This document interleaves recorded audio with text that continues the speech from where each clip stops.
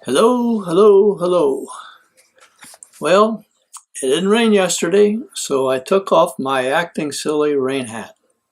Today I'm wearing a batting helmet because it reminds me of playing baseball when I was young like you. I was not a very good batter, and I never did hit a home run. But I did sometimes get a hit, and that was exciting every time it happened. I think a good lesson to learn here is that when you can't do something as well as someone else, then just do the best you can and still feel good about yourself.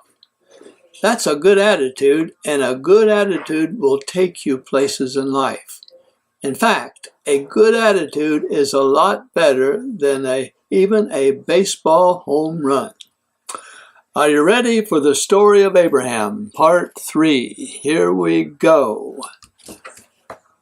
I know these are hard questions, but do you remember the name of Abraham's father who died in Haran? His name was Terah. Do you remember the name of Abraham's brother who settled in Haran after his father died? His name was Nahor. Now Abraham, with all his flocks and herds, kept traveling until they came to the land God had promised him. How happy and excited Abraham and his wife Sarah and his nephew Lot and all their hired servants must have been after such a long journey. They knew God had been with them all the way and brought them safely to their new home. It was a wonderful and beautiful land.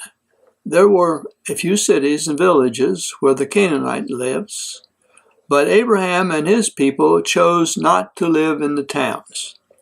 They stayed in tents and moved from place to place where they could find grass for their sheep and cattle.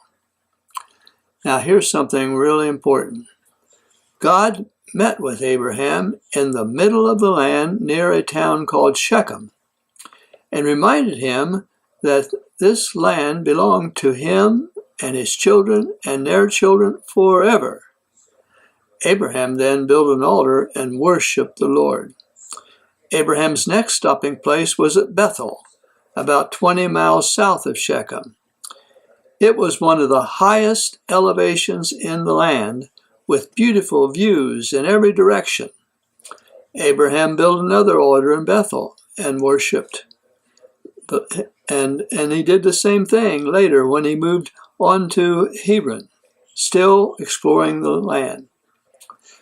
Besides being an act of thanksgiving to God, do you think the altars Abraham built and the sacrifices he offered could have been a testimony of his faith in God to the Canaanites who lived in the land?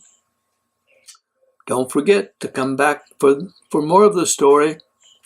Part 4 of the story of Abraham tomorrow.